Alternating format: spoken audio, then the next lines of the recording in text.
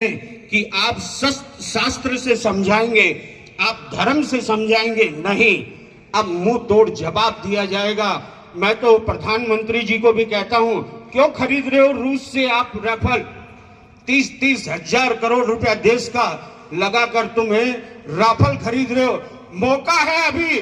रूस ने किससे पूछा था यूक्रेन पे युद्ध करने के लिए? आज तुम क्यों हो चुप बैठे हो? छोड़ो 2-4 राफेल को, अगर उसका जवाब ये भी हो जाएगा जो हमने 30-30 हजार करोड़ रुपए लगाकर जो हथियार खरीदे हैं, एक बार चलाकर देखो, कहीं आगे बड़ा युद्ध आ गया तो फुस भी हो सकते हैं। तो एक बार ट्रायल लेकर देखो।